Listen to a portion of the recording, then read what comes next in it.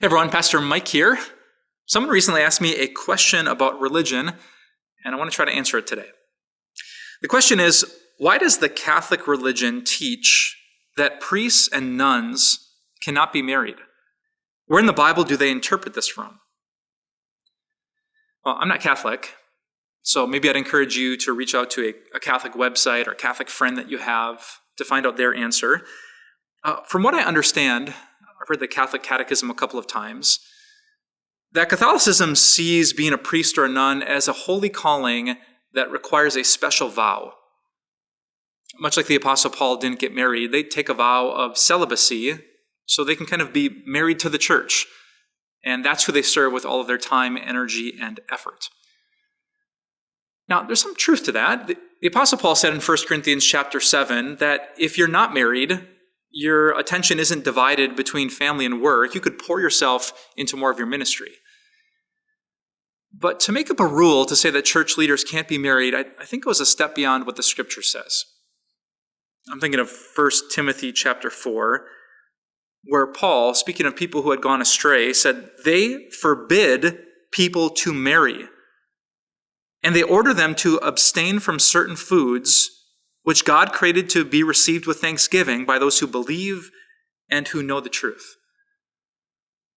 And the fact that the Apostle Peter himself was married, we know that Jesus healed his mother-in-law.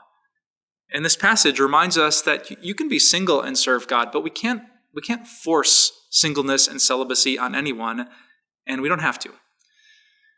In the Catholic religion, there is the Bible, and then there are the decrees of the popes and councils and conferences. And as I was reading the Catholic Catechism, I realized that for the average Catholic, both things are a source of authority. Both are expressed in the Church's teaching. So therefore, people who just have the Bible and not the popes and the conferences and the cardinals, they might be confused. Where in the Bible is this? And the short answer is, it isn't. And I don't say that to be overly critical or judgmental.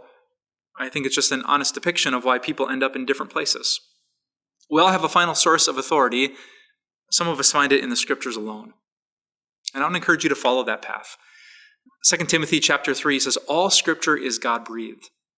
And it's useful for teaching, rebuking, correcting, and training in righteousness so that the servant of God may be thoroughly equipped for every good work. So everything you need to know from God, it's in the Scriptures.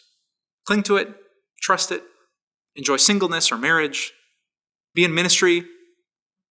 I just realized I'm a married pastor, but I forgot my ring today, so I hope that's not a stumbling block. And being married is such a gift in my ministry, and single pastors are too. I hope we can be blessed by both, and I hope you have a great day.